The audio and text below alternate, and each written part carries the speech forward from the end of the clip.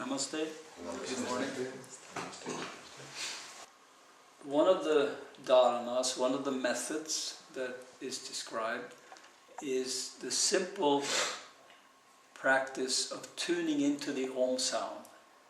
We talked about that yesterday. The Om sound is a high electrical sound that, of course, in order to hear that, you have to get really quiet first. You have to gather yourself, and this divine consciousness that we talked about yesterday depends on not having any thought constructs. You can't be thinking about your everything, this or that. Of course, thoughts will come automatically, but you cannot be following them, attached to them. You know, you can just observe them go into the background. But in order to really hear this very subtle sound, you have to get yourself quiet. You have to get yourself centered, collected, and then when you get in touch with that stillness, you can really hear, feel that very subtle electrical sound comes in the top of the head, and if you tune into that and pull it into yourself, you know, you can just do that, and it's very nourishing, and you do feel, eventually, if you do it long enough and deeply enough, you do feel your basic divine consciousness. That's what it leads to. And also, you can do that while you're doing the Soham or Hamsa. This text talks about it as Hamsa mantra. It's simply that you follow the breath and the exhalation, and in between the inhalation and exhalation, there's a still point.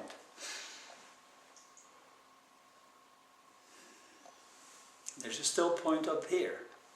And you know, you feel the stillness of those still points expanding, and then the mantra itself, which means I am that, just filling you instead of your thoughts, instead of any kind of attachment to any sensory experience. So this is a very powerful thing, and it is included in the dynamic stillness practice already, but it's interesting to see that it's spelled out in these ancient texts. So this text is Vijnana Bhairava. It means divine consciousness. Another text is Pratyabhijna Vidayam, which means the secret of recognition. So everything we talked about yesterday had to do with that. How do we come to recognize our own divine nature? You know, and you can call it by so many names: Christ consciousness, divine consciousness, naked awareness. Different traditions call it different things, but they are all pointing at this experience of our absolute nature, which is not dependent on any judgment, focus, language, or action. It is free of all those things. It just is. Now maybe you don't have the idea that you want to become liberated into that divine consciousness. Maybe you're just fine, you know, being in your ego identity. And this is okay, there's nothing wrong with that. But if you have this yearning from somewhere, somehow, to really be more immersed, more aware of your deepest nature, where there are no problems, there just is a sense of being. And of course you will never be totally in that state, because if you were, you would just burn up instantly and be, you know, you wouldn't need a body anymore, or a mind, or any of that. So it's always a question of moving in and out of that state. And when you are not in it, then, you know, the ego becomes more ascendant, your ego identity. And that's nothing wrong with that. You need that to function in the world. But eventually, we can become skilled at moving into this room of divine light that we are. Even in the middle of a very, very, very challenging or difficult situation, you can still have the ability to move into that and have that awareness while you go through whatever it is you're going through. One other dharana is that any kind of very strong emotion that you have, anytime you have a very strong emotion or a very strong desire, you can just observe it and you can follow it to its source. Not get caught in it, you know, and start then to think about, oh, what is this? What should I do? You know, because the more you engage your ego with that, the more you try to control it, the worse it gets.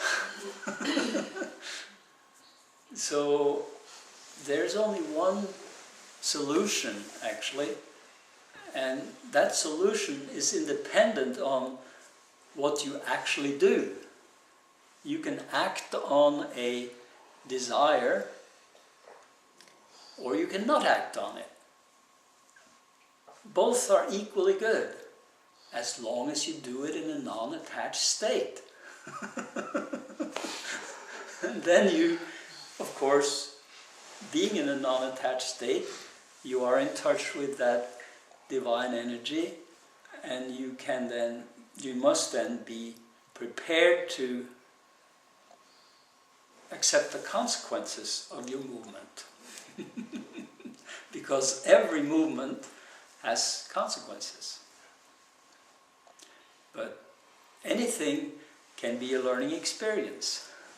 So even if that movement, maybe as you do it, you would say, oh, I did it, but it was really a mistake. It screwed up other parts of my life, or this or that. Okay, that is the consequence, and then you have to learn from that and start again. So I don't really think there is such a thing as a mistake, as a negative thing in my book. I mean, anything can be a learning experience. But the critical issue is to be in a non-attached state and to move with that awareness that here is a deeper consciousness that I can draw from and that is free of worries. So what you're saying is that it is possible to this tradition to step out of the ego. And absolutely. Look at it.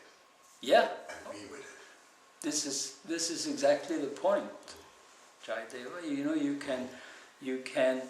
you are no longer a victim of your ego. You know, your ego is functioning, of course, yeah, because you have to be in the world. Yeah, I have to go to NATO. Yeah, exactly. So, but you can be in that transcendent or deeper state while you are allowing your ego to do its thing.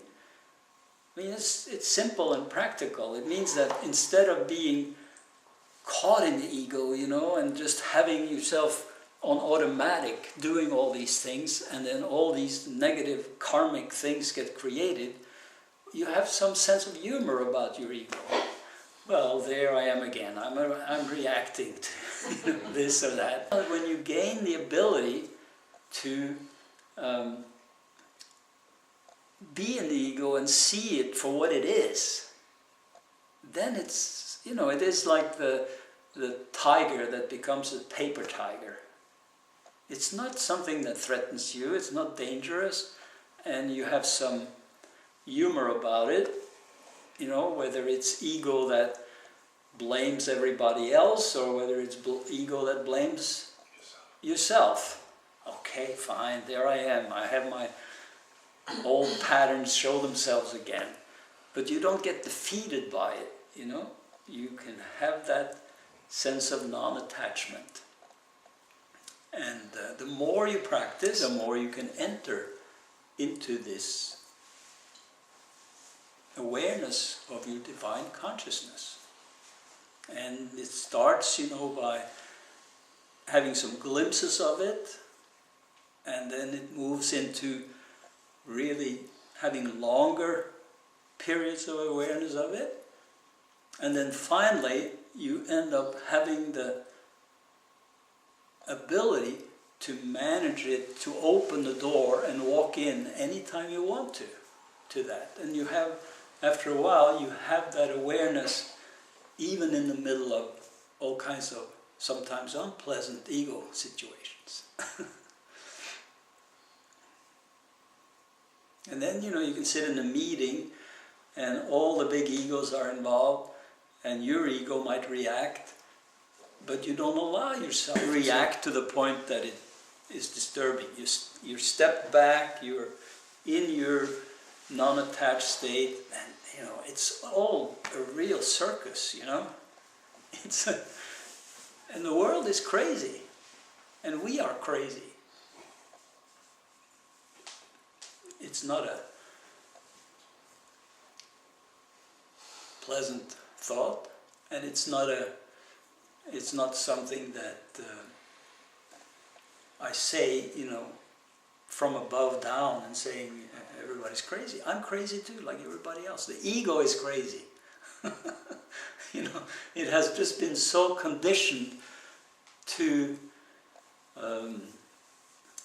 this fight or flight mode, and goes on automatic and does all these kinds of things, and suddenly you're in the middle of something that you never planned, you know.